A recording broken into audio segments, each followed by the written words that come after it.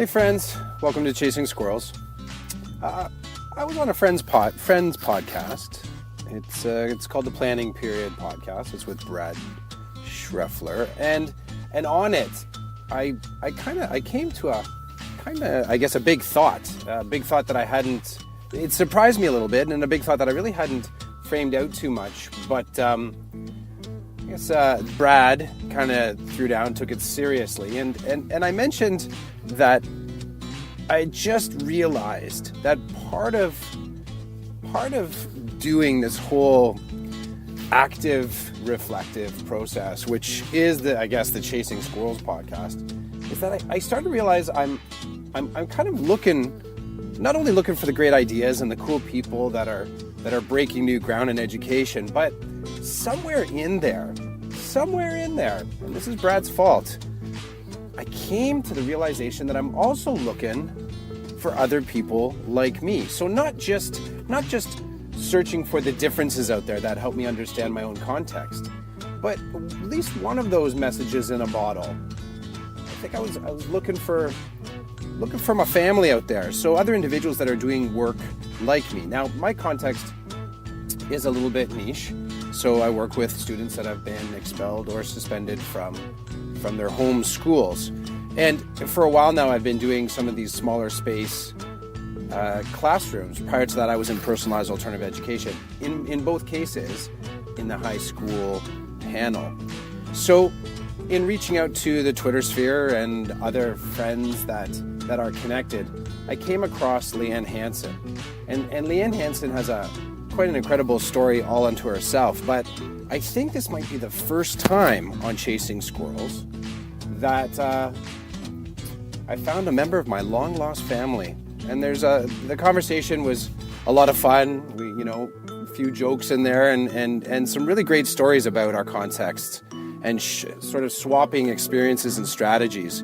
So this has turned a bit of a corner. Don't know if I'm going to be able to step back from this experience, because I'm even more super eager to meet other people. And like Brad put it, I think he retweeted, finding the other cluff. There are the other cluffs out there. Now, I'm not talking my family. I'd be happy to meet them too. But moving on from this, if you're listening to this podcast and you know someone that works with students that, is in small spaces, so could be in special education, could be in alternative education, could be in programs like myself, working with students that have been expelled or suspended from the regular programming, get them to connect with me. At the end of the show, I'll have my contact details. Until then, I know you're really going to dig this conversation. And thanks for listening to the podcast.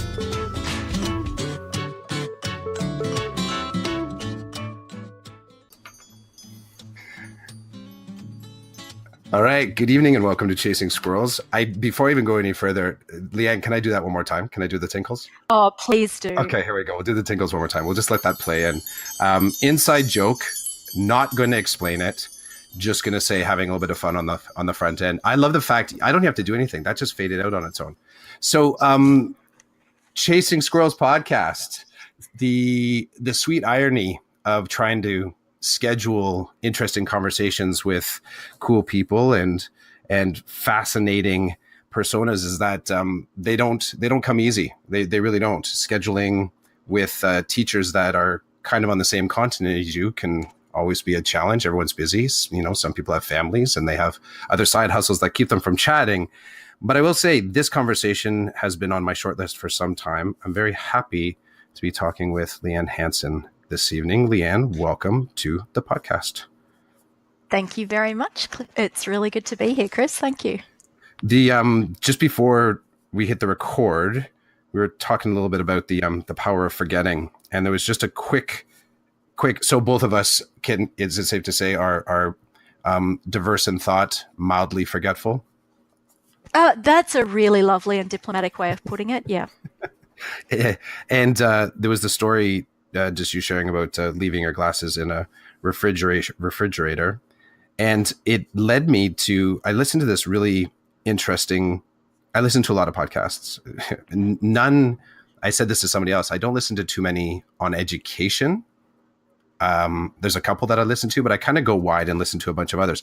And I was listening to this one that actually it was a topic that was covered in a couple different podcasts, but it was about the idea that certain disabilities, in particular the one that they were focusing on, which was blindness, is a socially constructed disability. And there was a very interesting perspective on this individual, that used clicks in order to echolocate in their environment. And this dude climbs trees, rides bikes, walks by himself out in traffic, just does not accept the fact, does not even acknowledge the fact that that language of being blind or limited by blindness exists. And I've listened to it a few times, and it always brings to mind sometimes some of the assumptions that are thrown my way in the work that I do. And I'm wondering about the work that you do. So if you could throw down just a little bit of an intro for yourself. Right. And then I want to talk just about the assumptions that come our way about the work that we do and the students that we work with. Okay, absolutely. Well, I teach in Queensland, Australia, and I teach in an alternative education program for students who range from 15 up to 65. So quite a diverse group. My specialty is the youth, particularly disengaged youth. So I have a lot of students who have lots of neurodiverse issues, anxiety problems, ADHD, autism spectrum disorders, and so forth. So, and I also teach adults who have literacy issues. So we have a literacy and numeracy focus. So it's a really interesting kind of program, and not one that has a very set prescribed set of lessons and set. We have a curriculum, obviously, but changes from day to day. So, which is really good for me, and probably, the sort of thing that you'd enjoy as well, considering that we both have these attention issues and don't necessarily like to follow things in straight lines. Yeah, it's I like to ask myself, is this sequential or consequential? And sometimes that it gets me in the right mindset as to what I really need to be paying attention to. Let me swing you towards that theme of kind of socially constructed disabilities, or let's say just the stereotype. I will say that in my neighborhood, it's not all teachers that live in my neighborhood, and I've been at several summer barbecues where the questions around, hey, what do you do? And then all the different varied stories of every different worker in the neighborhood comes out, and then, oh, you teach, and then, oh, what do you teach? The end of the question, there's a very lockstep kind of response. And I would say more times than not, because I'll say what I teach. I'm happy to speak of the work that I do. Here's the response. And this is where I come about that sort of socially constructed stereotype, the idea that, well, they're very lucky. They are very lucky to have you as a teacher. Now, not all my neighbors know me all that well to know anything about the baseness of my character, and to be able to say that I should or should not be teaching. So I take it on the surface. I take it as a compliment that someone is doing work that they perceive as valuable. But I get a little itchy sweatered. I got to tell you, when they sort of like they're lucky or they're fortunate, because it sort of holds what I kind of think like the kids at arm's length, like those kids. I think there's an element of they're lucky to have anybody. That they don't actually, like you said, they don't know you. They don't know anything about what you do. They just assume that that you're dealing with rejects, or dealing with people who are lucky to be picked up.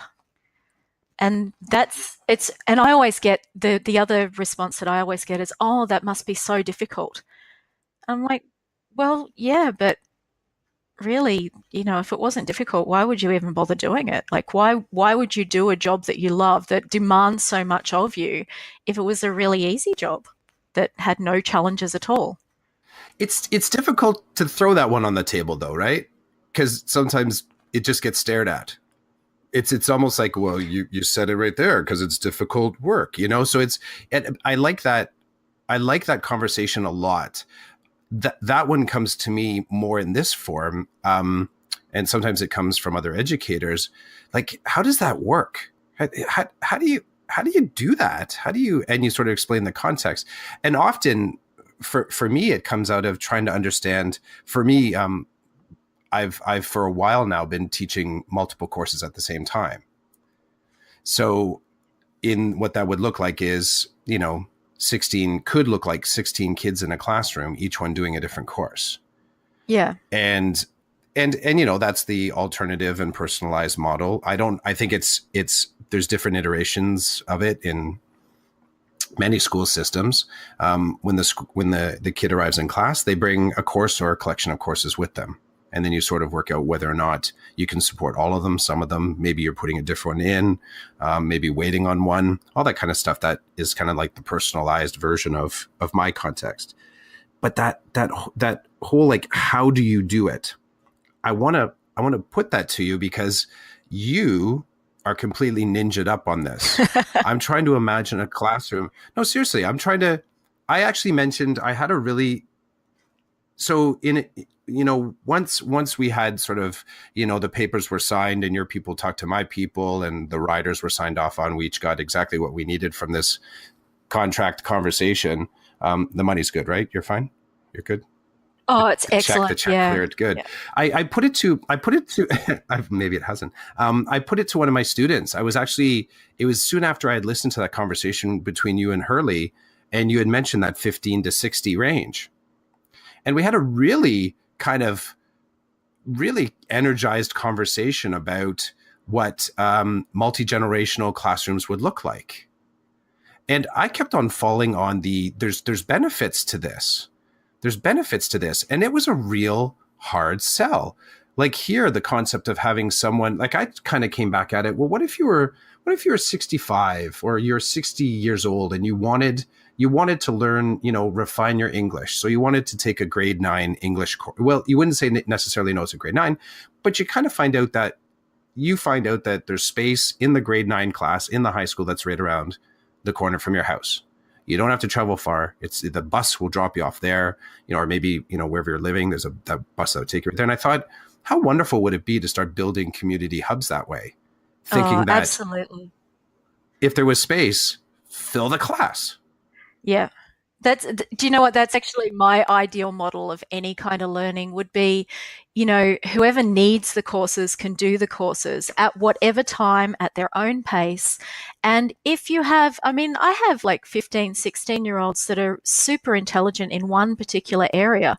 What's to stop them from taking a class and tutoring and, or taking a tutor group and mentoring and, just using people's strengths and I want to teach science today, or I want to take a course in typing or whatever, that whole idea of having the learning as an opportunity that anybody can take up, that's like heaven to me as far as I can, that would be perfect. But unfortunately, there are all these barriers in place, and putting aside policy and putting aside, management and all of that, the big barrier is people's perceptions of what students should be learning and what you should be teaching to them.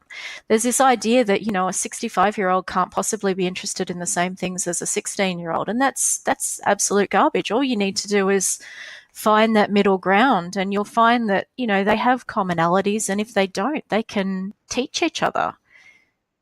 We shouldn't be putting limitations on them.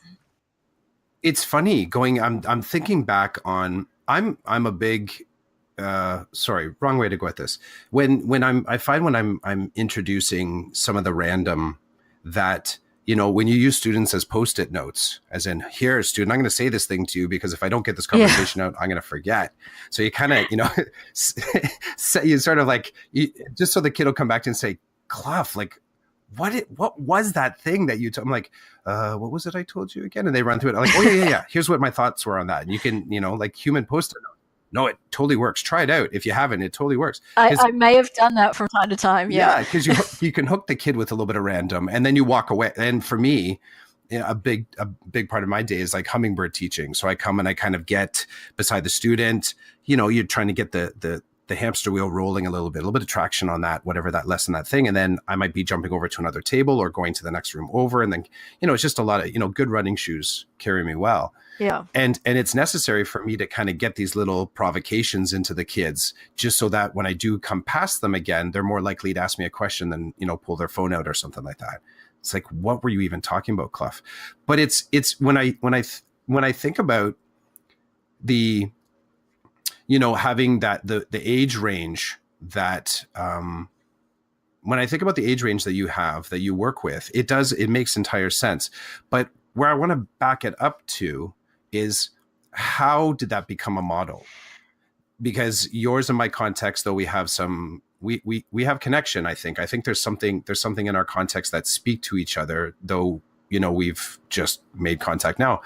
But how did that model come to be? Because I know that here we have all the possible pieces, but there's a very clear separation between having adults in a classroom and kids in a classroom. To be honest, it was partly just out of necessity. We, with government contracts, as you know, I'm sure, they change their priorities from time to time, and they change their funding models, and it becomes difficult to have, all the classes segregated and everybody sort of streamed out. So in a lot of cases, they do just get thrown in together, which may work really badly, and has actually worked really badly in the past. And we've had, problems where some of the older men with younger girls, it hasn't turned out well, and we've had, issues. But if you're aware of those sorts of things, and you can sort of be, monitoring behavior and interactions between people, then it's one of those things that you learn from experience. So what we've done, purely because that's what we've been forced to do, is it's more or less just making the best of it. And as it turns out, it has actually been the best thing to do in a lot of ways, because we do have, we've got older students who are really happy to take some of the younger kids under their wing and say, I wish I had had your opportunities when I was younger, or, don't do that, kids. I did that. Look at what happened to me, and giving them life lessons. And some of the younger people taking on, showing the older people how to use their iPhones, and, teaching them about various technologies, and teaching them some really rude words. And, it's all really good. We do, you have a lot of that sharing. And I try to make sure that every day, like you, I have different things on the go all the time, like students. So we have rolling enrollments. So people are coming in at all different times of the year. They're all at different levels. They all have different levels of numeracy and literacy needs. So I try to tailor everything to the individual student. But I'd make sure that every lesson, like every day, at least one lesson is focused on you building those employability skills that we call them. You might, people call them soft skills, those sort of things that you really do need to get on with, your communication skills and your entrepreneurial skills and creativity and, building technology and innovation and all that kind of thing. So, and those are the grounds where, people can intersect, and people can share their own knowledges. So, I think part of being a teacher, and probably the biggest part, is just remembering that you're not actually the guru. You're not really the sage. You're there to make sure that people are actually getting the most out of whatever lesson it is that they're doing, and, taking it in directions that they want to do, which is good. We're kind of kings of tangents in our classroom, and, my students will take me off on a tangent, and I'm usually happy to follow them because it's really good fun. And then the challenge is to go, okay, now let's bring it back to what we were actually talking about. And usually you can find that there's some sort of commonality in what you're talking about and what you started talking about. So, that's where it always ends up, as something that we never thought was going to happen, but they're the ones that are leading the learning, which is how I quite like it. So a couple different a few questions that are rattling off.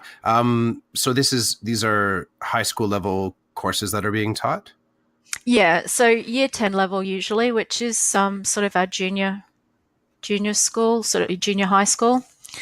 So we have, that's basically where, they're just writing essays, writing, documents to get on with the workplace. So we do try to keep it as a vocational focus.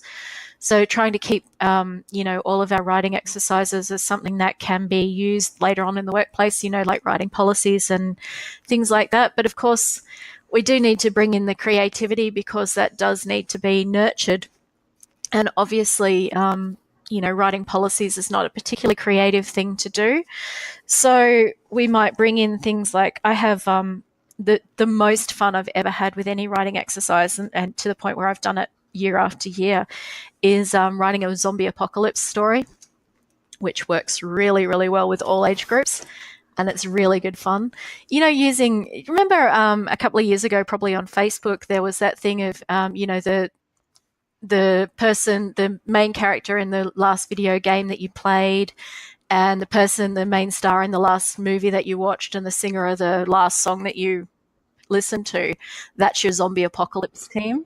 I think so, yeah. So we do that, and it's really interesting to see what comes out of it because we've had from things like somebody had Ozzy Osbourne in their team and decided to sort of leave him as a decoy for the zombies so that the zombies would think that he was one of them and they'd leave everybody else alone. And they've had somebody had I can't remember, some pop singer who they tripped and left as a sacrifice. And, it gets really interesting. We've had, Dave Grohl from the Foo Fighters flying a plane to get everybody out and evacuate the place. And yeah, it's been really fun.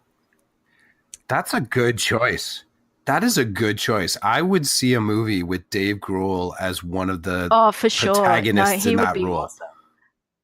I think his partner in crime in that particular one was Mario, so he was the latest video game.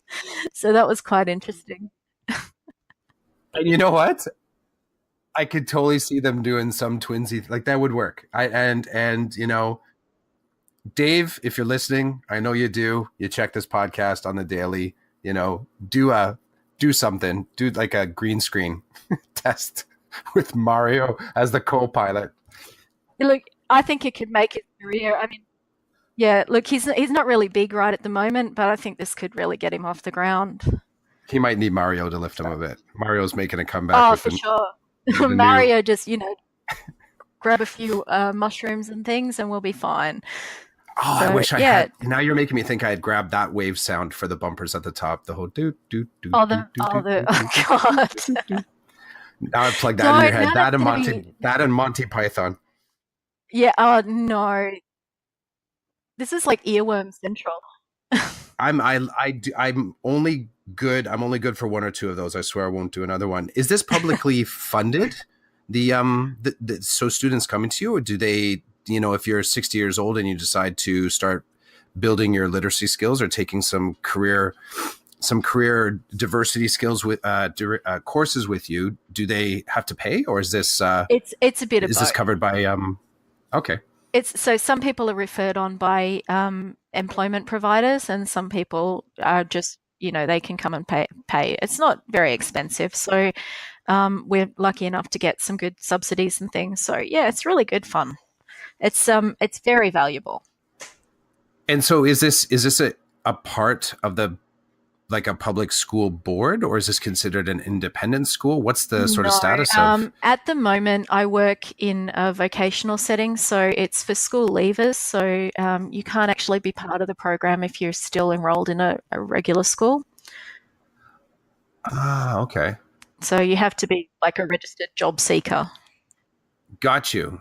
Okay. So, and that would be done through like some sort of a government Ministry of Labor, Ministry of Training sort of thing? Yeah, something like that. Okay. So, yeah. We have something, when I went through Teachers College, so here, and just our format is you do sort of, well, you can do it a couple different ways. For me, I went to university, took drama, I took some social sciences, art, French, it was a big salad. I walked away with a very good liberal arts degree. And then the whole time while I was going to school, I was also working in hospitality. So I was bartending, host, everything, chef, manager. I kind of landed everywhere, using that to subsidize university. When I left university, I decided that I wanted to become a chef. So I angled at that and did a lot of years. I ended up staying in hospitality for a long time. And in the process of getting out of hospitality and into teaching, the faculty of education that I got associated with, I was in with other tech teachers. And some of those tech teachers were connected with, at least philosophically, a program that sounds a little bit like yours. Some of these individuals, they kind of, some of them injured out, so they couldn't do their trade anymore. So they wanted to go back to school. Some of them were just looking to get out of their trade. And there were subsidies that came from our Ontario government that would help these individuals where parts of instead of going on unemployment, the money would be put towards paying for them to become a teacher. So it's kind of, I like that. I think that was really cool. I mean, it was good and bad, but I opened my eyes up to how I hadn't considered that kind of a career flip. I would have never qualified for that per se. My context was very different, but I was appreciative of the fact that individuals that wanted to job shift, that there was a way to kind of maintain your life in that space. Like you're not going back to school to kind of drop entirely away from whatever comfort that you had established with your current career. I think it's an excellent thing. And we do work at sort of a technical college. I think you have, is it technical colleges that you have in Canada? Or something like that? Yeah. Yes, there are some. Yeah, for sure. So it's the same sort of an institution. And I think that it's really important that if you have that sort of knowledge and skill, and if you can no longer use it practically, then passing it on is something that's really important. And I think it's really good that people get recognized as being able to teach those skills because, they have that practical experience.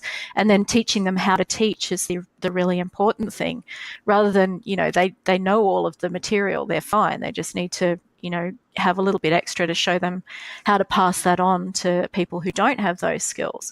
So I did an arts degree as well, which I actually recommend for everybody because I know that arts degrees get sneered at all over the world. And I did a creative writing degree and I don't actually use it much. I didn't really learn much about writing in that degree.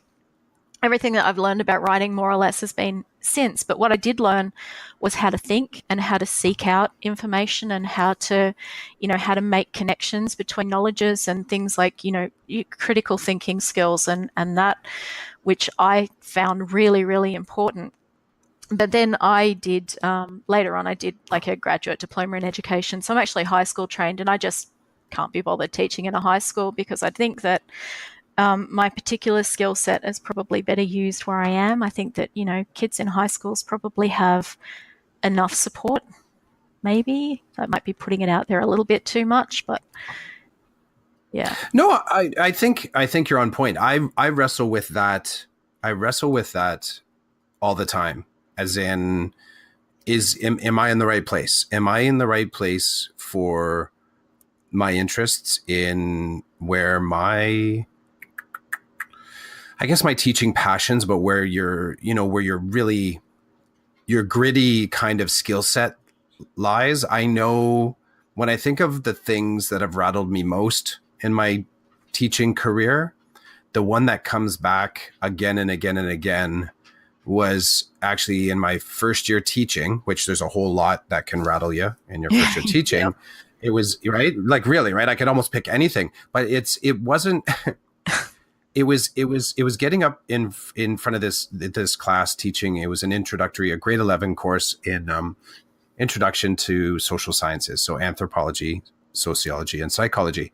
And it was one of the first courses I had designed. Well, of course, first year teaching, but it was also the first time it was being run at the school. So it was myself and a colleague. We were both hired in at the same time. So we spent the summer, mapping it out. We felt we did a decent job considering we knew nothing. And like, I remember that it was like the second class putting up an overhead, and the entire class just almost in Children of the Corn synchronicity, grabbing their pen, head down, and starting to take notes.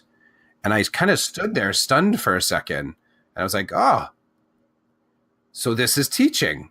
And I had this real kind of out of body experience. Now, the reason it sticks to me was the automaticity. The reason it sticks to me is because I think back, that is so far from my context now. Like it is the antithesis of my context now. There's absolutely nothing that resembles my current context for that moment.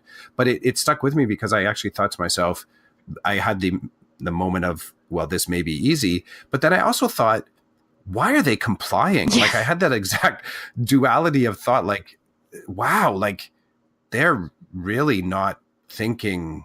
There's something not right about the thinking where they would just drop down and write. And it makes me, I mean, a big parts of that, a part of that is also a bit of a litmus for my personality as a teacher, but it also puts me in that space of where I'm constantly questioning, am I in the right place? Am I doing the right thing? Am I still able to get up and contribute the best parts of whatever that base skill set is every single day? And I'm curious, I'll put it to you. Did you interview for this current position that you're in? I kind of got it accidentally when the teacher, I was going in to fill in for another teacher in a slightly different program, and the teacher who was teaching the youth at the time quit that day and walked out. I love it. Yeah, so I was going in to do paperwork to fill in as a relief teacher, and the manager's like, you're qualified to do this. How about you take this class? I'm like, okay, fine. No problem. But yeah, I fortunately there's rom-coms with that exact like storyline. You know, the guest teacher showing up, you know, the regular teacher is out in the parking lot passed out in their minivan or something. And like, well, I'm just gonna go for it with tenacity and sort of creative thinking, and the kids are gonna love me. Did it turn out well in the beginning? It turned out challenging. It was a group of kids who really did not want to be there. There were a couple that really did, and that was great. But yeah, it was, and I was fresh out of prac, so I had, I'd done my prac in university and done it in high schools with, mentors sitting there and teaching you how to teach, and that was great. But then I was sort of thrown right into the deep end with absolutely no rule book at all. The first day, most of the students walked out, but and I took it really personally. But I later found out that was kind of what they did. They just turned up, got their names ticked off, and then just decided that they had better things to do. So, compliance wasn't a really big problem on my first day. That was not a worry.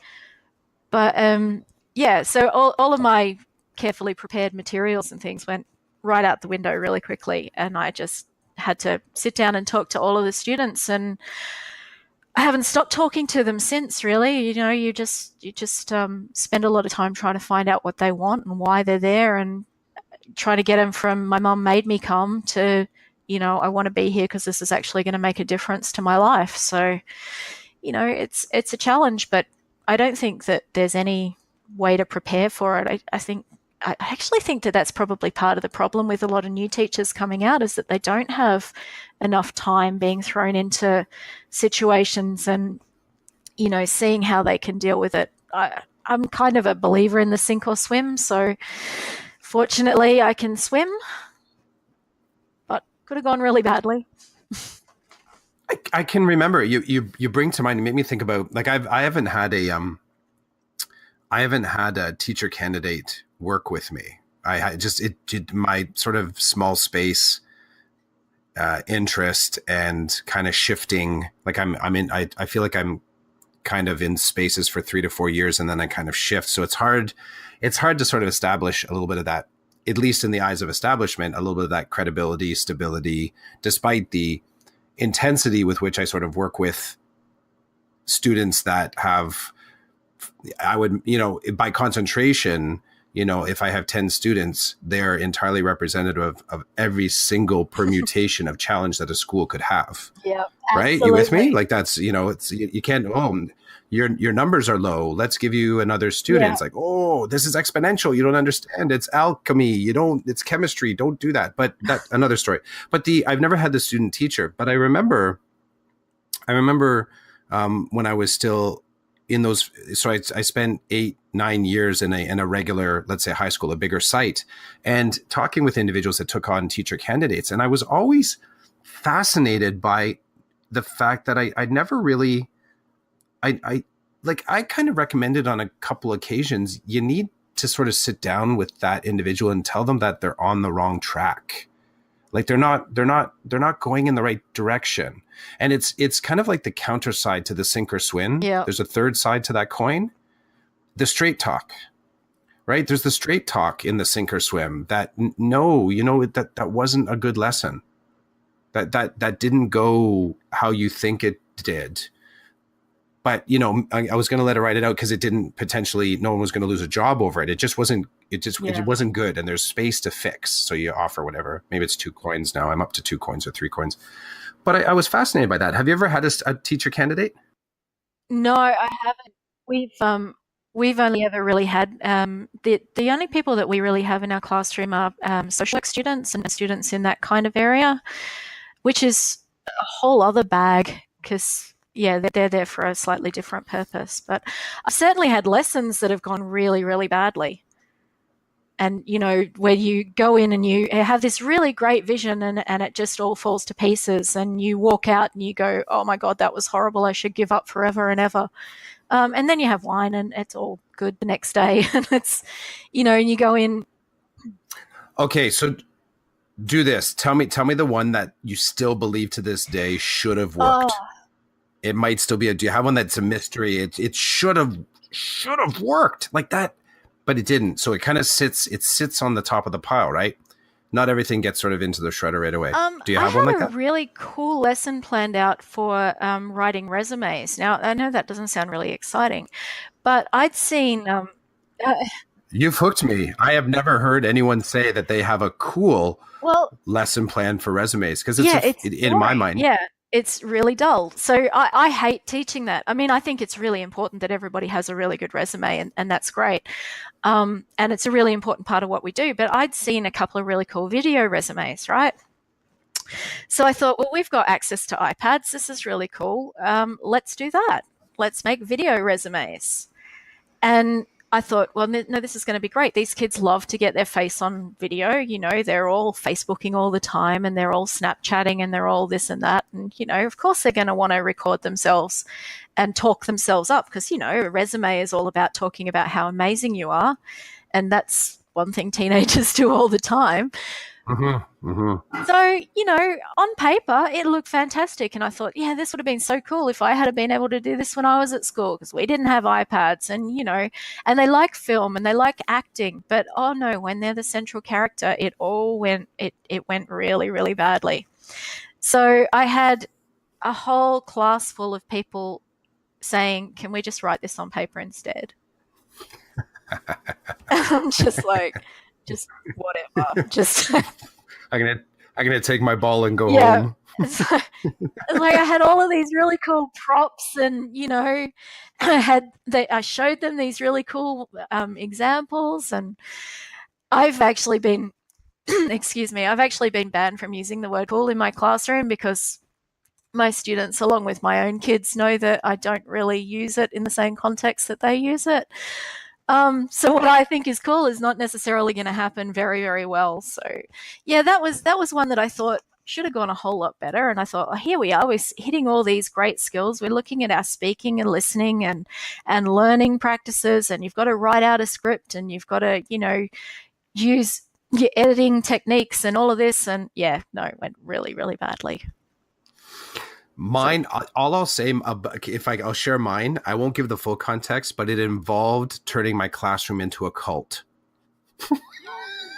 Okay, this is starting well.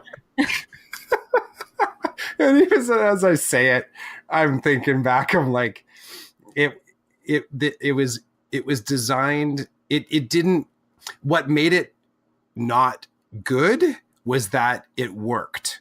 and I had a hard time bringing them back. Oh my God, I can't even believe I'm talking about this.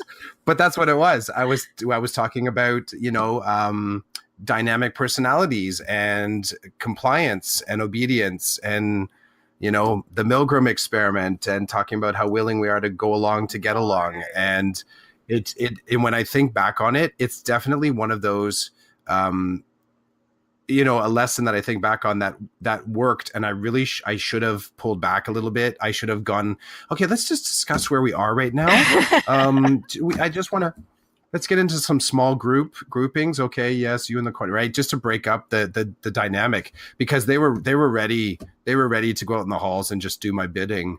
And, they had, but, that's the power of psychology, isn't it? So, it's, when I think back, I like talking about it just sideways, because it's so ridiculous that I did that. But I did that in my first year teaching too. And I actually did it to that exact, it was the same class that put their heads down to look at the overhead. I'm like, let's see how far I can take this compliance thing. It's a good exercise, actually. It's interesting in getting their abilities to think critically going, but clearly they weren't necessarily doing that.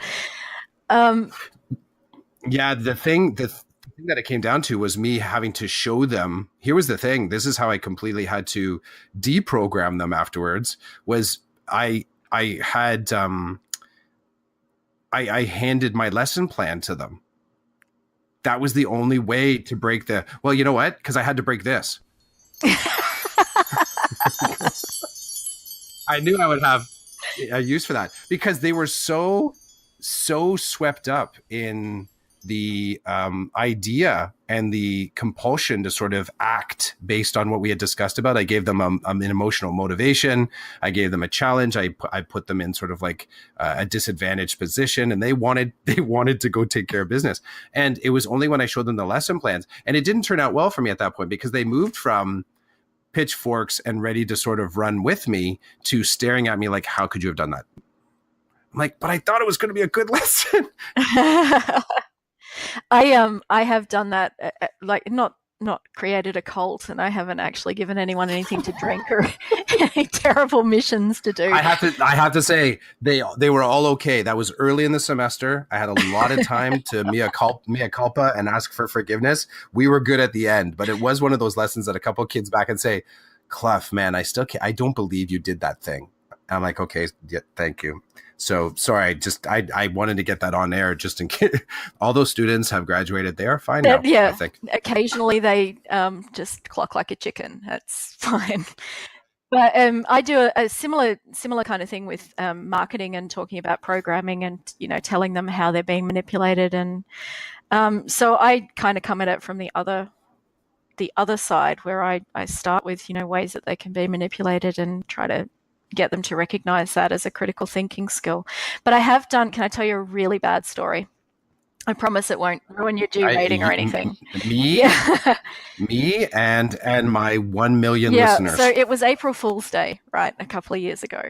And I thought, oh, look, I'm going to have to do something. And I wrote a fake newspaper article, and I sort of dummied it up as an assessment item, like a reading assessment. So, which usually looks like they've got an article or a piece of text that they have to read, and then it's followed by various questions that engage with the text.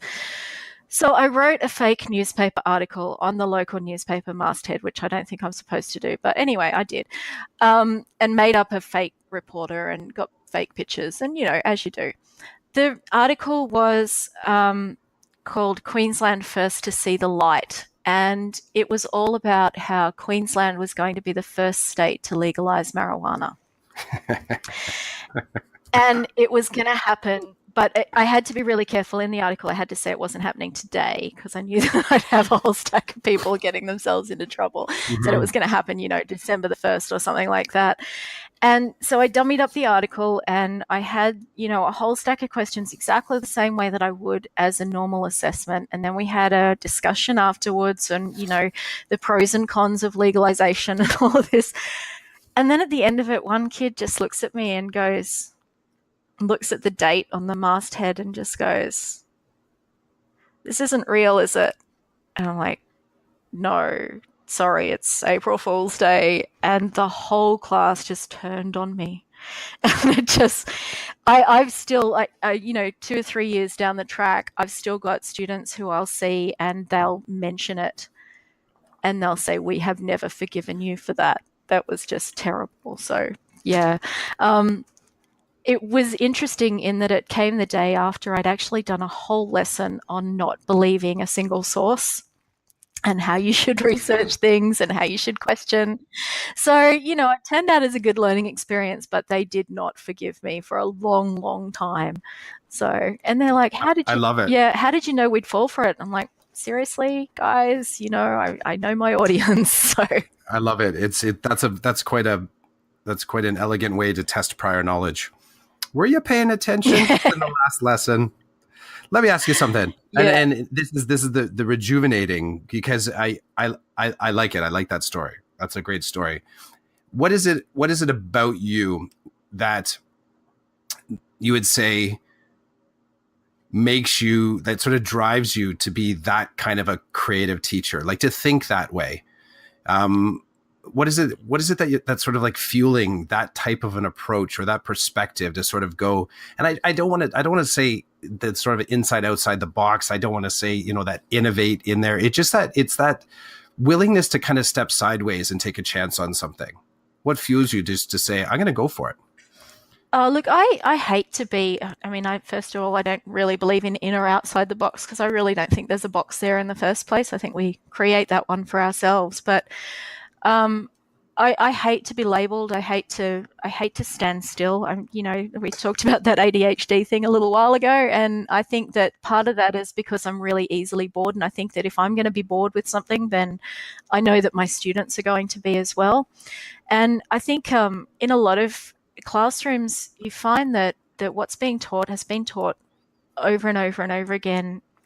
And I know there's some really innovative teachers out there. There's a lot, but there's a lot that just aren't, that are just, doing what they're told and towing the line.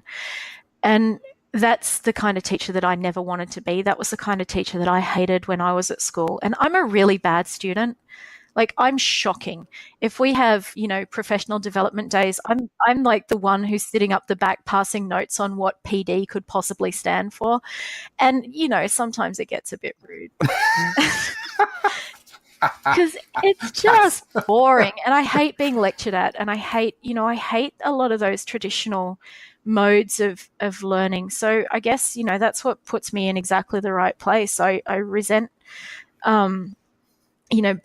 being labeled and being something. You talked about, I have these eclectic tastes and things, and I do, because I think there's a really great quote, and I can't remember it exactly because it's really long, by Boccaccio in the Decameron. No, not the Decameron, the genealogy of the elder gods. And he talks about, if you have this knowledge, if you have this gift to write, because I'm a poet and that's, a whole other weird story.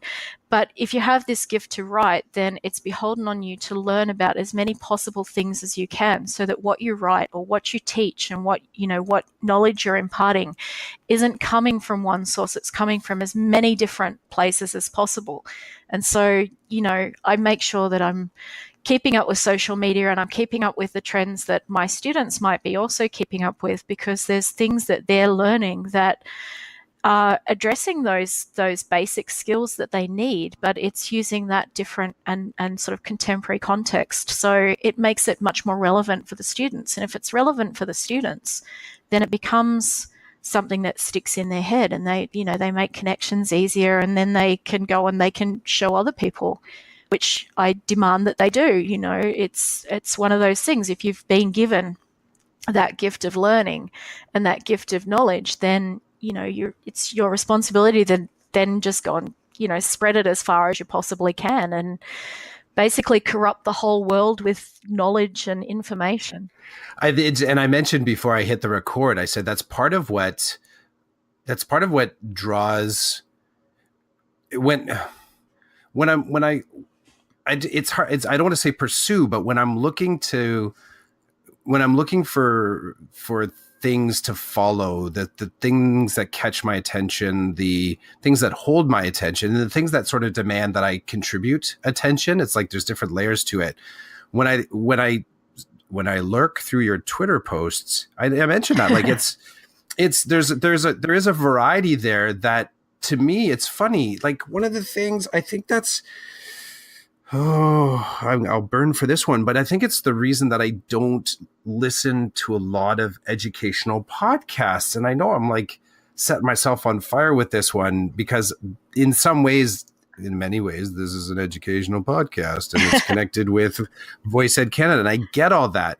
But my intent is kind of in like what you're doing. Like it's Creeper Vine. I'm just reaching out, trying to understand more about my own context and being open. You know, you've mentioned in at least one of your posts on Twitter that you're saying yes, like just opening yourself up to the possible. And your posts on Twitter, to me, represent a very whole person perspective.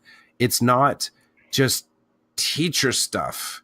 And when I think about the PD sessions, that I'm not writing the dirty words in PD, but I'm the one that's fact checking and resourcing and engaging in like debate at my back table about the appropriateness of standardized testing in, grade 2 and 3. And I just finite it just to this absolute point. And then it's like, Clough in the back, hey, did you get where I'm like, sorry, principal.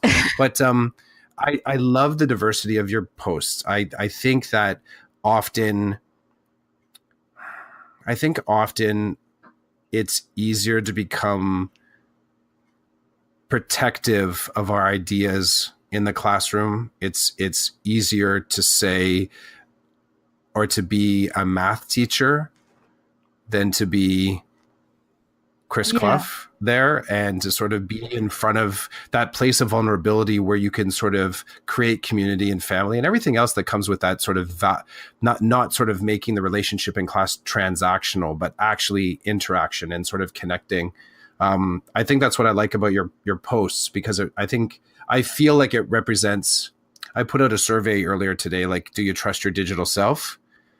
And you're you're marketing yourself very well, or you actually do trust your digital self. Like, if Twitter is one of those places that's a primary learning and connecting space for you, I think it's a good representation. Like, if there's people that I follow that if someone were to say, like, what's the value in using Twitter and how do I use it valuably, I would say, check out these people's posts, check out Leanne's sort of Twitter feed. Like, I think it represents well. Yeah, I think that it's really important to be a whole human being, like, in everything that you do. Do you trust your digital self? Oh, yeah. Am I completely? I do. Am I lying to myself, Leanne? No, I have a really big digital footprint. I've been using the internet for a long, long time, and I've probably said a few things that I'm not super happy about. But at the end of the day, I'm really happy to represent myself as a complete person, because I don't think that I'm not a teacher. I'm not a poet. I'm not a mother. I'm a whole, intersection of things, that every single thing that I do and everything that catches my attention is caught it for a reason. And it's something that I feel reasonably passionate about, even if it's just something that's fleeting or some joke that somebody said. And I follow like heaps of comedians and, try to keep it as reasonably light as possible. But at the same time, I think it's really important to represent yourself as somebody with a social conscience, but in an authentic way. And you'd know yourself in the classroom, if you're not authentic, kids can sense it. They can smell blood, basically. So, you have to be yourself in every single aspect of what you do. And I think that it's important to not hide that. And, obviously, there's a lot of people who curate their feeds really heavily and will pick things that they think will make them look better to other people. And I don't like those people. I don't really trust them, because I don't get a sense of who they actually are. I think I've had similar conversations with my students. I had a student that was telling me about the number of followers that is in their Instagram. And so this is me dropping the thing. I'm like, how many of those followers are bots? And I just walk away. Yeah, exactly. And then there's a really great digital literacy lesson that comes out of that. And again, like building the cult, there's a certain emotional responsibility that I feel I take on at the end, because that's social credit, right? And I've just decimated their bank. I've just but I think that's important. I've always felt like my little sort of digital agenda is always about me owning everything that I create on the internet. And I provoke conversations where I try and understand what people would be prepared to pay to be able to rent to use certain cloud-based tools. And in a moment of doing that, like I used a tool to erase, I had, 4,000 tweets. And I used a tool to erase all of them in one fell swoop in order to kind of start over. So I'm constantly experimenting with the how can we have more control yet complete mobility. So I like going into these spaces where, by the way, I have 4 votes so far on my survey. So 0% actually trust their digital self. 0% don't. So it's 0 is yes, I trust myself. 0 is nope, don't trust at all. 100% so far saying I sleep with one eye open. Yeah, I said that. I still do. I mean, I don't completely trust, because sometimes I'll just, write something, particularly on Twitter, where you can't edit it.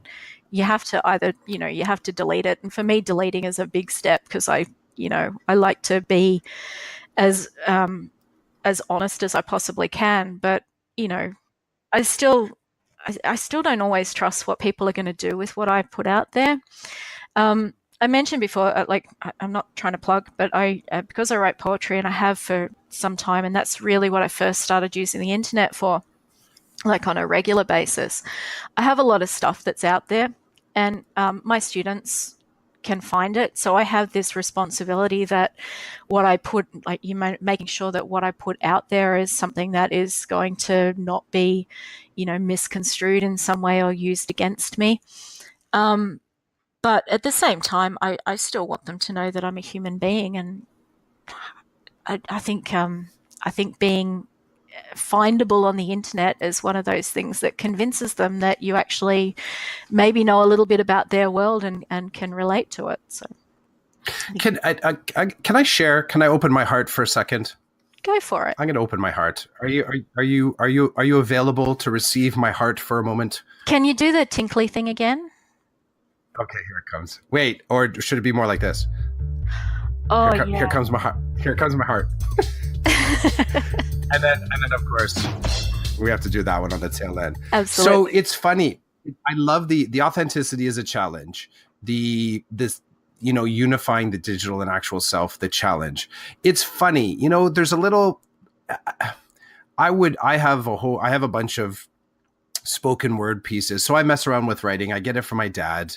My sort of personal blog, I have stuff there. Like I'll write on Post-it notes and just take a snap of it and kind of hang it there, just so I have a digital portfolio. But there's a subversive part to my writing that I would love to explore more, but I hold back because of that decorum factor. So it's moving more into the spoken word space. But I know me existing there right now means that I will be creating content that will explore dark spaces, and in exploring some of those dark spaces and observations, and even part of it is always being mindful of the fact that 90% of my context, I can't choose to draw from my classroom. That would just be really bad for a career. So then the other things that fascinate me will draw me to parts of myself that are my personal spaces, which may include the odd swear word. And the truth of it is, you can't not have those things. Like I can choose not to post, but I've gone to many of these sessions and people are filming and posting. It gets out. Yeah. So it's one of those interesting things that there's that percentage that we keep back for ourselves. Sorry, that I've kept back for myself, and realizing that at some point, I'm mildly fearful what will trigger that exploration, because there's a hunger, there's something like that. It's like that side hustle that you want to explore. I know enough about myself that it's just better to keep it locked up for now. I actually find using spoken word poetry really, really valuable in my classroom, and it's interesting that the things that I will choose for students to listen to, they might have occasional swear words in them. I mean, they're adults technically, and sometimes you can't use another word because, quite frankly, there's sometimes when that's just the only word that you can possibly use. But well, you gotta rhyme. Yeah. Sometimes duck. Well, you gotta rhyme with I try duck. to avoid using duck in my poetry, and there's a couple of other words I do as well.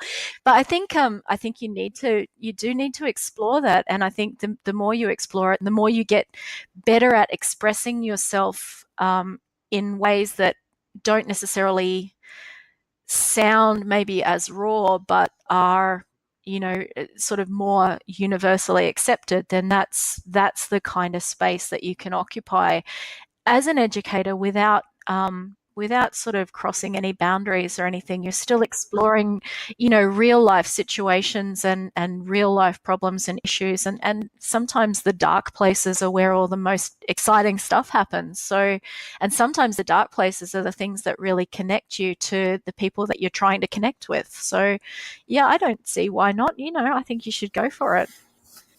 You're a bad influence, Leanne Hanson. That's my goal. You should actually put that on your Twitter profile. That could be something. Yeah, drop that in there once in a while. I'm just a bad influence. I'm okay with that. I might actually do that. It kind of works, yeah.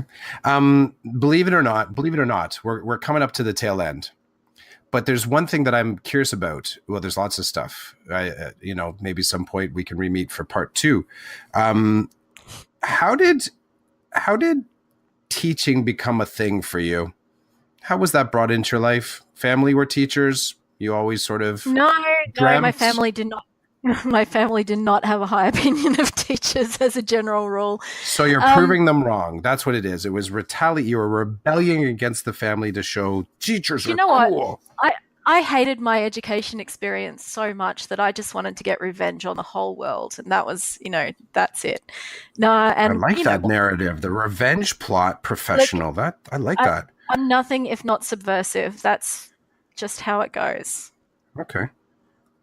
So. And I feel like that's all we're going to say on that. Well, let's leave it at that. That's probably safe. That's good. You know what? I love it. I love it. I wasn't expecting one of the stories I was told before, which it totally cracked me up. Someone on a previous cast had said, I knew I was going to be a teacher when I guess their parents had told them a story about how they would line up all their toys on the stairs and they would yell at them.